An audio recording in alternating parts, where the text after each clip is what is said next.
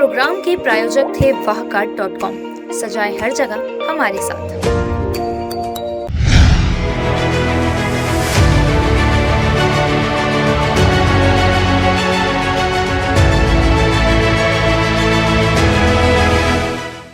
नमस्कार, खास मुलाकात खास शख्सियत प्रोग्राम में हमारे बीच मौजूद है आज डॉक्टर निशा जैन जी, जो त्वचा रोग विशेषज्ञ के साथ साथ सौंदर्य सलाहकार भी है। आज इनसे जानेंगे, चूंकि सामने होली है और आप सभी लोग होली खेलेंगे और होली में त्वचा सबसे ज़्यादा प्रभावित होती है। और हम जानेंगे, सबसे पहले निशा जी, आप हमारे न्यूज़ चैनल में हमारे स्टूडियो आए, सबसे पहले आपका स्वागत है। धन्यवाद। निशा जी बताएंगे कि त्वचा के जो खासकर रोग है, स्टार्टिंग मेरा पहला सवाल है कि त्वचा के रोग है तो इससे कैसे बचा जा सकता है, जो ताकि त्वचा में रोग ना हो। देखिए, त्वचा में जो रोग होते हैं वो बहुत सारे कारणों से हो सकते हैं। कुछ उसमें से हम बच सकते हैं, कुछ हमारे बस में नहीं होता है उनसे बचना। जैसे कुछ जेनेटिक रीजंस होते हैं, हेरिडिटरी होते हैं, इन सब से हम नहीं बच सकते। लेकिन जो बचने वाले रीजंस हैं, तो सबसे ज़्यादा ज़रूरी है उसमें कि अपनी स्किन जो है वो हाइड्रेटेड रखना। हाइड्रेटेड रखने के लिए अपन क्या कर सकते हैं? सबसे पहला, अपना जो वाटर इनटेक है, पानी लेने की दिन भर की जो प्रक्रिया है वो बहुत अच्छी होनी चाहिए। फिर उससे क्या होता है, अपनी स्किन सॉफ्ट रहती है, सफल रहती है। साथ साथ दिन में जब हम नहाने के लिए सोप का यूज़ करते हैं तो वो बहुत पीएच बैलेंस्ड होना चाहिए। कई बार बहुत हार्श सोप रहते हैं तो उनसे हमारी स्किन ड्राई होती है, और ड्राई होने के कारण कोई भी त्वचा रोग वो होने के चांसेस बढ़ जाते हैं।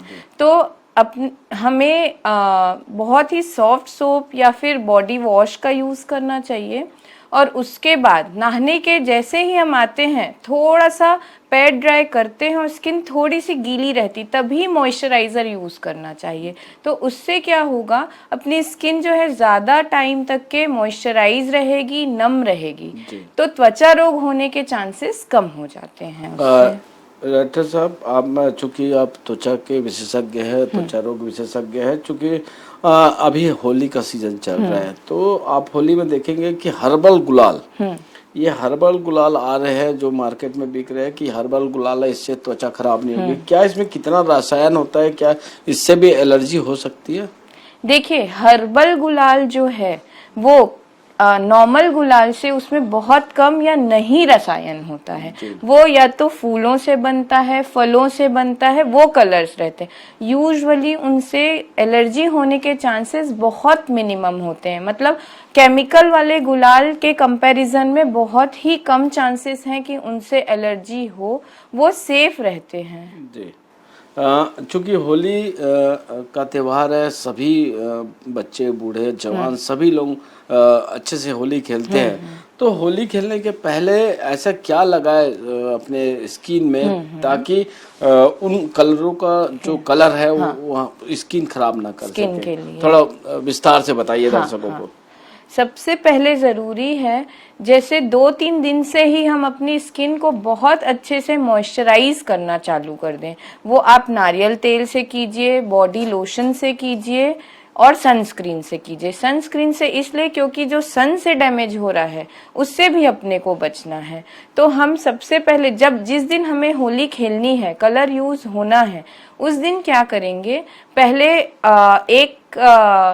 नहाने के बाद या उससे पहले बॉडी को क्लीन करके फिर सबसे पहले एक लेयर हम नारियल तेल की लगाएंगे। अगर किसी की स्किन बहुत ज्यादा ऑयली है या फिर जिसको पिंपल्स की प्रॉब्लम है तो वो अवॉइड करे तेल यूज करना। नहीं तो सबसे पहली लेयर नारियल तेल की होनी चाहिए। उसके बाद 10 मिनट ऑफ नारियल तेल के यूज के बाद हमको एक मॉइस्चराइजर या बॉडी लोशन यूज करना है। वो बॉडी लोशन यूज पूरी बॉडी में इंक्लूडिंग फेस में, आई को प्रोटेक्ट करना है, उसके लिए अपन सन ग्लासेस यूज कर सकते हैं। और ये 2 लेयर के बाद तीसरी और सबसे जरूरी है कि सनस्क्रीन लोशन यूज करना। तो वो क्या होगा, जो अपने गुलाल का स्किन से और सन से जो रिएक्शन है उससे प्रोटेक्ट करेगा। तो ये 3 लेयर लगाने से क्या होगा कि स्किन और कलर के बीच में एक लेयर आ जाएगी। तो वो लेयर से हम जो है जो हार्मफुल इफेक्ट्स हैं कलर्स के, उससे काफी हद तक बच सकते हैं। रही बात बालों की, तो बालों के लिए क्या कर सकते हैं, एक तो हमको ऑयलिंग तो करनी ही है बालों में, साथ में जूड़ा बना लें अगर लेडीज हैं तो। जेंट्स जो है वो कैप यूज कर सकते हैं। मतलब या तो पहला प्रोटेक्शन यही है कि वो डायरेक्ट हमारे हेयर्स के कांटेक्ट में ना आए, और उसके बाद जूड़ा बना के अपन उसमें कॉटन के कपड़े या कैप कुछ भी यूज कर सकते हैं। मैडम ये बताएंगे कि त्वचा रोग आमतौर पर कितने प्रकार के होते हैं और क्या तरीके, उनके फैलने के क्या तरीके हैं? होली के समय, हाँ, होली से, और इसके अलावा आमतौर पे जैसा त्वचा के रोग होते हैं और उसके किस प्रकार उसका फैलाव होता है दूसरे व्यक्ति को, कैसे हमारा त्वचा, अगर मुझे त्वचा की बीमारी है, त्वचा रोग से संबंधित से मैं पीड़ित हूँ, तो मेरे से कैसे मेरे परिवार के या बच्चों को किस प्रकार फैलता है और उससे बचाव कैसे? ठीक है, त्वचा रोग दो तरह का होता है इस संदर्भ में। एक जो है वो एक से दूसरे में फैलता है, और दूसरा मतलब कांटेक्ट से, और एक जो है वो एक से दूसरे में नहीं फैलता कांटेक्ट के बाद भी। तो जो अपने को एक से दूसरे में जो फैलने वाला है वो ज्यादा हार्मफुल होता है, हानिकारक होता है, क्योंकि क्या है कि वो अपने घर वालों में भी तुरंत हो सकता है। तो इसलिए ये इसमें आता है, सबसे कॉमन है जो अभी के समय पे, वो है दाद, जिसको टीनिया भी बोलते हैं या फंगल इन्फेक्शन बोलते हैं। दाद ऐसी चीज है, घर में किसी एक को हुआ, उससे उसने या तो उनके टॉवेल यूज किए, सोप यूज किया, या normal contact, skin to skin contact, touch से भी एक से दूसरों में फैलता है। ये बहुत कॉमन है। अगर घर में किसी एक को हुआ तो वो सबको फैलना ऑलमोस्ट लाइक होना ही है। फिर दूसरा एक स्केबीज होता है, वो भी बहुत कॉमनली एक से दूसरों में फैलता है। कुछ फोड़े फुंसी होते हैं, ये बैक्टीरियल इन्फेक्शन है, वो भी एक से दूसरों में कांटेक्ट के थ्रू फैलते हैं। फिर कुछ ऐसी बीमारियां होती है जो कांटेक्ट से नहीं फैलती, तो उसमें लाइक सफेद दाग की बीमारी जैसे, लोगों में बहुत भ्रांति होती है कि सफेद दाग अगर इसको है तो मैं अपने घर वालों को छूऊंगा तो हो जाएगा, पर सफेद दाग कभी भी छूने से नहीं फैलता। वो थोड़ा अपने जीन्स में रहता है, उसके कारण आता है, थोड़ा खाने पीने, सब फैक्टर्स इन्वॉल्व है, लेकिन वो कभी भी छूने से नहीं फैलता है। फिर सोरियासिस है, ये भी कभी भी छूने से नहीं फैलता है। तो ये लोगों को हमको अवेयर करना है कि ये चीजें छूने से नहीं फैलती है। जी डॉक्टर साहब, वक्त हो चला है छोटे से ब्रेक का, आप बने रहे इंडियन न्यूज के साथ। पूरे भारत में कहीं भी कभी भी सबसे कम किराए पर बुक करें वन वे टैक्सी rahultravels.com पर। Looking for a reliable online shopping site? Welcome to Walkheart.com. We offer the best quality products at the lowest price with easy and fast delivery options. Search, discover, and choose from a wide selection of lifestyle essentials such as home decoration, garden decoration, hotel decoration, fountains, donation boxes, school products, kids corner, sports, tent decoration, wide range of cricket bowling machines, and many more. We combine innovation and tradition to give you the best in the market. Interior designers may contact to be our privileged customer on 74005. 74005.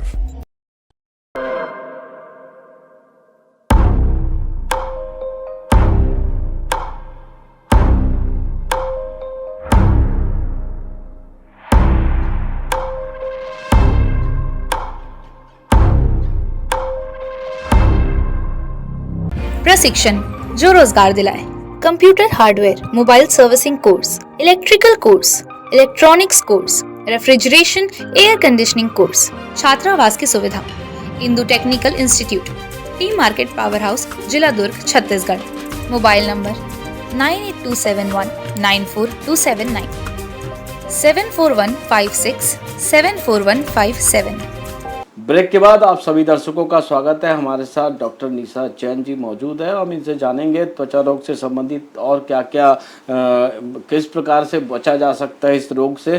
तो madam एक सवाल है हमारे दर्शकों का कि जो pregnant महिला होती है तो वो अगर त्वचा रोग से पीड़ित है तो क्या उनके जो आने वाला जो बच्चा है वो भी उससे पीड़ित रहेगा क्या?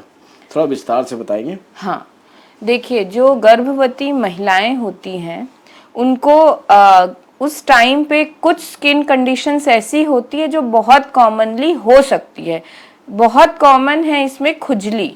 खुजली की समस्या जो है आखिरी के जो 6-7 मंथ से स्टार्ट होती है, और वो ऐसी समस्या है जो नहीं फैलती है आने वाले बच्चों में, ठीक है। लेकिन कई बार ऐसा होता है कि वायरल इन्फेक्शन है या कुछ इन्फेक्शन है जो ब्लड में भी चला जाता है और ब्लड से बच्चों में आता है। अगर ऐसी कोई समस्या रहती है तो ऐसा नहीं है कि उसका इलाज नहीं है।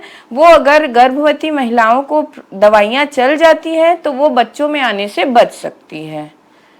जी डॉक्टर मैम, मैं ये बताएंगे, कुछ लोग अभी मौसम चेंज होता है हाँ। तो स्किन रोग से प्रताड़ित हो जाते हैं, परेशान हो जाते हैं, क्योंकि अगर गर्मी का मौसम आया है और ठंडी से गर्मी में जा रहे हैं तो स्किन का प्रॉब्लम आता है। तो ऐसे जो लोग हैं या जैसे मरीज है तो उनको किस प्रकार की सावधानियां अपनानी चाहिए? देखिए, हर मौसम में कुछ बीमारियां कॉमन होती है। जैसे गर्मी का मौसम आया तो गर्मी के मौसम में सबसे कॉमनली हम दांत की शिकायत वाले पेशेंट्स देखते हैं, क्योंकि गर्मी के मौसम में क्या होता है कि पसीने की ज़्यादा शिकायत होती है, और ये जो दाद है, जो फंगस है, वो कभी भी नमी में ग्रो करता है। तो अगर गर्मी का मौसम है तो हम लोगों को सलाह देते हैं कि स्किन को मॉइस्चराइज तो करना ही है, लेकिन जैसे हम आज कपड़े पहनते हैं तो बहुत टाइट नहीं पहनना है। अगर हमको बहुत ज़्यादा पसीना आता है तो हम कोई पाउडर का यूज़ कर सकते हैं, और आज के कपड़े कल नहीं यूज, मतलब रीयूज करने से क्या होता है, कई बार फंगस उसमें रह जाता है तो उससे इन्फेक्शन के चांसेस बढ़ जाते हैं। फिर सूखे कपड़े पहनना है। मतलब क्या होता है, अपन कभी कभी ऐसा होता है कि कुछ लोग बहुत हड़बड़ी में रेडी होते हैं तो बहुत अच्छे से वो ड्राई भी नहीं होते हैं और कपड़े पहन लेते हैं, तो उससे फंगल इन्फेक्शन के चांसेस बढ़ जाते हैं। ठंड, अब आते हैं ठंड में। जैसे ही गर्मी से हम ठंड मौसम में जाते हैं तो स्किन बहुत ज़्यादा ड्राई होने लगती है, और जो ड्राइनेस है वो अपने आप में 50% कारण है कि खुजली होती है उससे। तो अगर हम ड्राइनेस से बच जाएं ठंड के मौसम में तो हमारी 50 से 60% जो खुजली वाली प्रॉब्लम है वो ठीक हो सकती है। तो अपने को ठंड में ये ध्यान रखना है कि जैसे ही नहा के आते हैं उस टाइम पे हम थोड़े गीले रहते हैं तभी मॉइस्चराइज़र का यूज़ करें, और ठंड के और अपने बॉडी को जो सूट हो वो मॉइस्चराइज़र का यूज़ करें। और ठंड में 2 से 3 बार मॉइस्चराइज़र को रिपीट करना चाहिए। ऐसा नहीं कि हमने सुबह एक बार मॉइस्चराइज कर लिया और स्किन अब हमेशा नॉर्मल रहेगी, नहीं, उसको हर 4 घंटे में रिपीट करना है अगर आपकी स्किन ज़्यादा ड्राई है तो। प्लस ठंड में थोड़ा सा हम जब कपड़े पहनते हैं तो वुलन के कपड़ों से भी कई बार एलर्जी होती है, तो कोशिश करें कि पहले कॉटन के कपड़े पहने, उसके ऊपर वुलन पहने, तो आपका डायरेक्ट टच जो है स्किन से नहीं रहेगा, तो एलर्जी के चांसेस कम होंगे। निशा जी, आपने देखा होगा कि लगातार जो युवा है और टीनेजर्स है उनको पिंपल्स की समस्या बहुत ज़्यादा है, तो पिंपल की समस्या से निजात वो बच्चे कैसे पाए? जो पिंपल की समस्या है ये बरसों से चली आ रही है, लेकिन अभी की जनरेशन में क्या हुआ है, खाने में मिलावट, जंक फूड का ओवर यूज़ और फिजिकल इनएक्टिविटी। अभी के बच्चे हो गए हैं मोबाइल लैपटॉप वाले, जो फिजिकल एक्टिविटी है वो भी कम हो गई है, और स्ट्रेस बहुत ज़्यादा बढ़ गया है। तो इन सब चीज़ों के कारण अगर पहले 100 में 10 बच्चों को पिंपल होता था तो अभी 100 में 90 बच्चों को पिंपल है। और अगर उसको हम छूते हैं या बहुत ज़्यादा निकालने की कोशिश करते हैं तो उससे दाग या फिर गड्ढे होने के चांसेस होते हैं। और अभी ये देखा गया है कि पहले सिर्फ टीनेजर्स की प्रॉब्लम थी पिंपल, पर अभी हर जनरेशन की प्रॉब्लम हो गई है।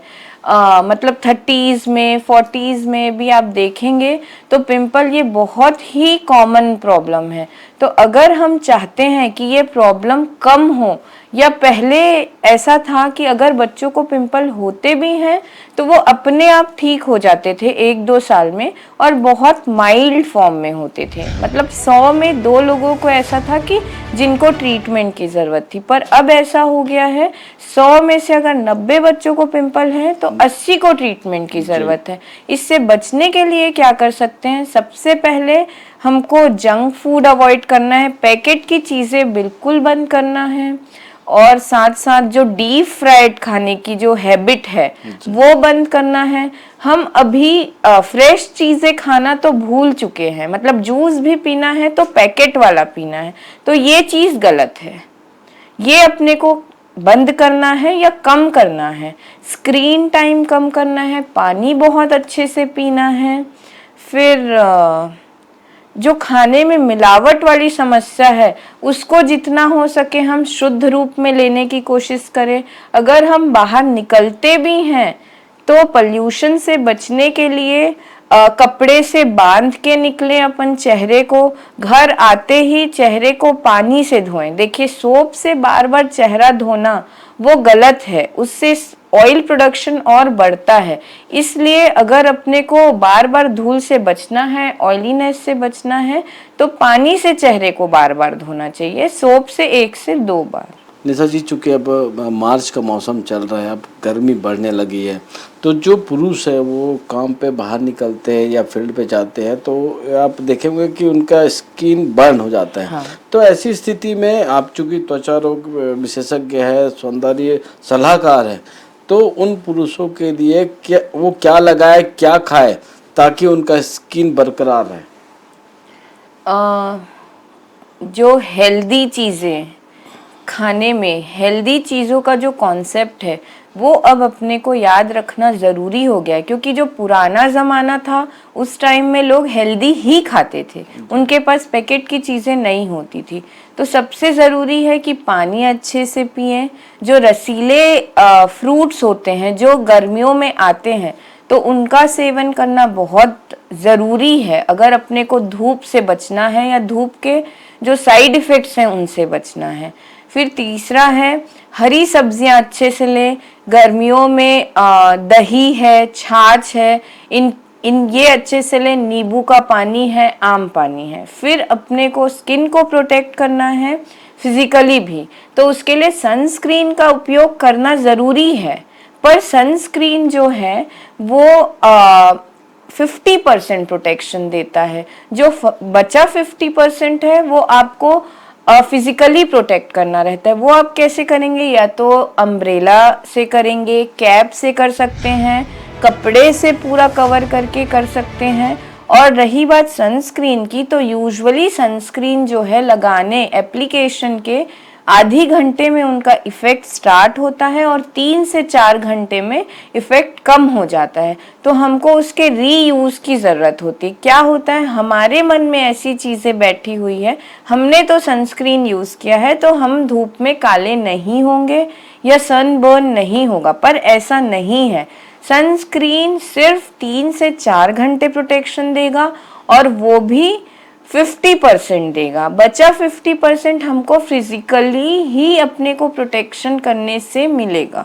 निशा जी, सनबर्न होने के बाद जो जिनको सनबर्न हुआ है तो वो कैसे जल्द से जल्द वो ठीक करे अपने स्किन को? देखिए, उसके लिए क्या उपाय है? हाँ, थोड़ा सा जो सनबर्न है वो हम बर्फ का यूज़ करके, कैलामाइन लोशन यूज़ करके, कुछ एंटी एलर्जिक टैबलेट्स खा के ठीक कर सकते हैं। सनबर्न में खुजली भी होती है तो ये उससे ठीक होगा। उसके बाद कई बार काले धब्बे छूट जाते हैं, तो उन काले धब्बों के लिए घर की चीज़ें जैसे दही है, शहद है, नींबू है, खीरे का रस है, ये सब ब्लीचिंग एजेंट होते हैं। तो थोड़ी मात्रा में इन सब का यूज़ किया जा सकता है सनबर्न को ठीक करने में। लेकिन अगर बहुत ज़्यादा है और इन चीज़ों से नहीं ठीक हो रहा है तब आपको डर्मेटोलॉजिस्ट के पास जाने की ज़रूरत है। निशा जी, आप ये बताएंगे कि आप देखे होंगे कि बहुत सारे जो युवा, जो खासकर युवतियां हैं, उनके चेहरे में अनचाहे बाल उगाते हैं। उसके लिए वो लेज़र का इस्तेमाल करा के उसे हटाते हैं। दूसरे आप देखेंगे कि सर में बाल कम हो जाते हैं तो लेज़र या रोपण करके उसको बाल का उपयोग करते हैं। और तीसरा जो पिंपल्स की हम बात किए थे, पिंपल्स को का जो दाग धब्बे हटाने के लिए भी उसका उपयोग केमिकल के माध्यम से किया जाता था। तो ये कितना सेफ है, क्या इसके कितने साइड इफेक्ट है, आप हमारे दर्शकों को बताने का कष्ट करें। देखिए, जो अनचाहे बालों वाली जो दिक्कत है वो भी समय के साथ बढ़ती जा रही है, और उसका भी यही रीजन है, जो हार्मोनल चेंजेस हो रहा है आज की युवा वर्ग में, फिजिकल इनएक्टिविटी, स्ट्रेस, खाने में मिलावट और जंक फूड के कारण।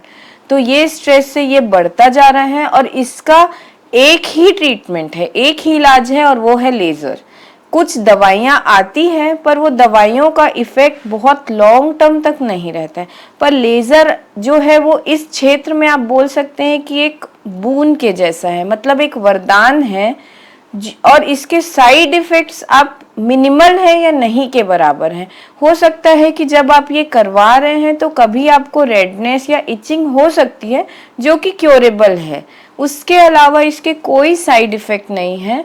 प्रेग्नेंट लेडी में भी ये सेफ है, मतलब ये इतना सेफ है। फिर आता है दूसरा केमिकल पीलिंग की बात। आजकल केमिकल पीलिंग जो है बहुत सारे इंडिकेशंस में यूज होता है, जैसे पिंपल हो गए, पिंपल के मार्क्स जो बचे हैं, ग्लो लाने के लिए, जो एजिंग स्किन हो गई है उसको ठीक करने के लिए बहुत सारे अलग अलग प्रकार की केमिकल पीलिंग होती है। इसमें क्या होता है, जो सेफ केमिकल्स हैं, अगर वो सेफ हैंड्स में है तो वो सेफ केमिकल हैं, तो उसको हम लगा के थोड़ी देर रखते हैं। वो स्किन को एक लेयर निकालता है जो विजिबल नहीं रहता, लेकिन धूप से बचो और पूरी सलाह के अनुसार करो तो वो एकदम सेफ है, उसके कोई साइड इफेक्ट नहीं। लेकिन अगर हम धूप से नहीं बचते या जो हमारे डॉक्टर ने सलाह दी है वो फॉलो नहीं करते तो उसमें दिक्कत आती है। लेकिन अगर अपन फॉलो कर रहे हैं तो वो बहुत सेफ है। तीसरा, एक पीआरपी करते हैं हम गंजेपन के लिए, तो उसमें हम अपने ही खून से, मतलब पेशेंट के ही खून से दवाई बनाते हैं जी। और वो सीरम को जो एरिया इन्वॉल्व है उसमें यूज करते हैं, तो वो 100% सेफ है, क्योंकि उसमें अपने ही ब्लड से दवाई बन रही है। और इस पीआरपी का यूज हम चेहरे में ग्लो लाने के लिए भी करते हैं, दाग धब्बे हटाने में भी करते हैं। इसके बहुत सारे इंडिकेशन है और ये बहुत सेफ है। निशा जी, आपने देखा होगा, ये तो ठीक है, आपने टेक्निकल चीज बता दी कि ये अभी आधुनिक रूप से, लेकिन एक चीज आप अभी वर्तमान में आप देख रहे होंगे कि स्किन से जो रोग है उसके लिए अधिकांश लोग अब होम्योपैथिक के तरफ उनका झुकाव बढ़ रहा है। एलोपैथिक चूंकि दवाइयाँ महंगी हो गई है, तो एलोपैथिक छोड़कर अब होम्योपैथिक या अन्य जो पुरानी पद्धति है उसके और बढ़ रहे हैं, उस पैथी की ओर बढ़ रहे हैं। ऐसा क्यों हो रहा है ऐसा? नहीं, देखिए, कई बार लोगों की ये मानसिकता रहती है कि होम्योपैथी सेफ है, आयुर्वेदिक सेफ है और एलोपैथी केमिकल है जी। तो ये जो सोच है और जिसके कारण लोगों का झुकाव भी आप देखोगे, होम्योपैथिक क्लिनिक में भीड़ बढ़ गई है, आयुर्वेदिक में भीड़ बढ़ गई है, तो एलोपैथिक से लोग दूर होते जा रहे हैं। नहीं, ऐसा नहीं है कि लोग दूर हो रहे हैं। होम्योपैथी की अलग वैल्यू है, आयुर्वेदिक की अलग वैल्यू है, और एलोपैथी, अब कभी कोई इमरजेंसी सिचुएशन, जैसे अभी होली है, होली में ही अगर कोई कलर से किसी को एलर्जी हो जाती है तो वो आप होम्योपैथी के पास जाके नहीं ठीक करवा सकते, उसके लिए आपको एलोपैथी में ही आना पड़ेगा। लेकिन हाँ, कुछ चीजें हैं जो कई दिनों से चली आ रही है, कई बार उसका इलाज होम्योपैथी में होता है, एलोपैथी में नहीं होता, तो उसके लिए हम भी रिकमेंड कर सकते हैं कि हाँ, आप वहाँ जा सकते हैं। लेकिन जो इमरजेंसी वाली चीजें हैं, जो लॉन्ग टर्म की चीजें हैं, उसका इलाज आपको, और रही बात स्किन की चीजों की, तो लोग स्किन की प्रॉब्लम से ऐसा होता है कि उनको तुरंत इफेक्ट चाहिए होता है, तो तुरंत इफेक्ट आपको सिर्फ एलोपैथी में मिलेगा। बाकी पैथी में आपको थोड़ा पेशेंस रखना पड़ेगा, और वो पेशेंस स्किन की प्रॉब्लम्स में यूजुअली लोगों के पास नहीं होता है। निशा जी, आपने देखा होगा कि अधिकांश जो युवतियां हैं जो ब्यूटी पार्लर जा रही है, हाँ। अपने को सुंदर बनाने के लिए, क्योंकि आप सौंदर्य सलाहकार भी हैं, हाँ। तो आपसे एक राय ले, हम हमारी युवती वो जो हमारे दर्शक हैं उनको हम आप बताइए उनको कि ये जिस प्रकार ब्यूटी पार्लर में जाके अलग अलग केमिकल का उपयोग करके अपने आप को सुंदर बनाते हैं, कि कितना उनके लिए घातक है या फायदेमंद है? नहीं, ब्यूटी पार्लर में जाके केमिकल्स का यूज करके अपने आप को सुंदर बनाना वो कहीं ना कहीं नुकसानदायक ही है। कभी से ओकेजनली जाना ठीक है, पर रोज जाके बालों को केमिकल ट्रीटमेंट करवाना, फेस में केमिकल ट्रीटमेंट, कहीं ना कहीं से वो नुकसानदायक ही है। क्या क्या परिणाम आ सकते हैं फ्यूचर में?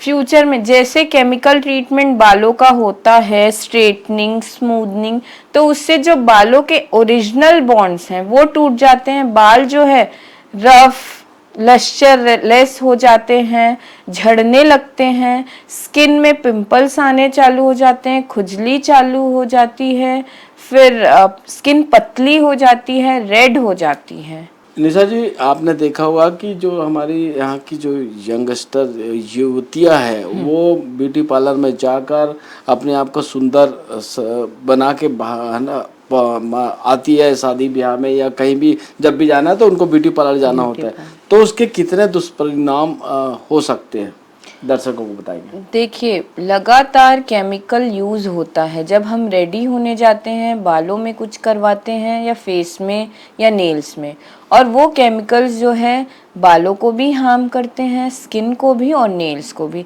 तो लॉन्ग टर्म में वो बहुत हानिकारक है। मतलब स्किन ड्राई हो जाती है, रफ हो जाती है, लाल होती है, खुजली होनी चालू हो जाती है, और अल्टीमेटली आपको स्किन स्पेशलिस्ट के पास तक जाने की नौबत आ सकती है।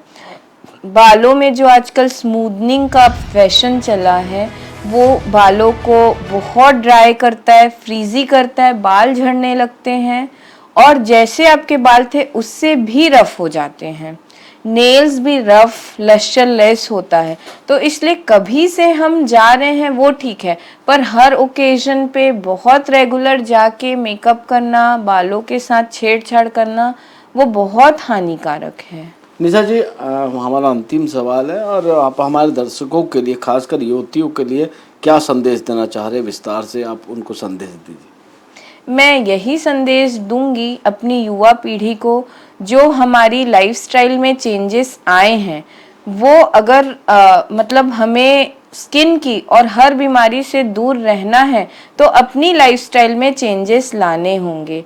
लाइक 8 आवर्स की स्लीप चाहिए हमको, प्लस साथ में फिजिकल एक्टिविटी बहुत ज़रूरी है, जैसे 45 to 1 आवर की वॉकिंग, ब्रिस्क वॉकिंग, पानी बहुत अच्छे से पीना है, फ्रूट्स अच्छे से खाना है, हरी सब्जियां खानी है, पैकेट की चीज़ें अवॉइड करनी है, जंक फूड है, जो डीप फ्राइड आइटम्स हैं वो सब अवॉइड करना है, धूप से बचते रहना है, धूप में निकलते हैं तो कवर करके निकलना है, और स्ट्रेस को मतलब स्ट्रेस तो अभी की लाइफस्टाइल में बहुत ज़्यादा है, पर उससे बचने के लिए या उसको शांत करने के लिए मेडिटेशन करना है, ये सब, और एक्सरसाइज, ये बहुत ज़रूरी है आज की जनरेशन में सबके लिए। निशा जी, आपने इंडियन न्यूज़ को समय दिया, इसके लिए बहुत बहुत धन्यवाद। धन्यवाद। ये थी डॉक्टर निशा जैन जी, जो स्किन रोग विशेषज्ञ के साथ साथ सौंदर्य सलाहकार भी थी, जिन्होंने कई उपाय बताए। आप इन उपाय का इस्तेमाल कर आप अपनी त्वचा को बचा सकते हैं। नमस्कार।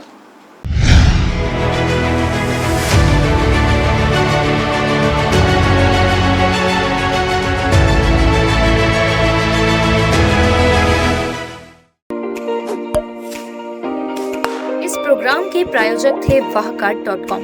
सजाए हर जगह हमारे साथ।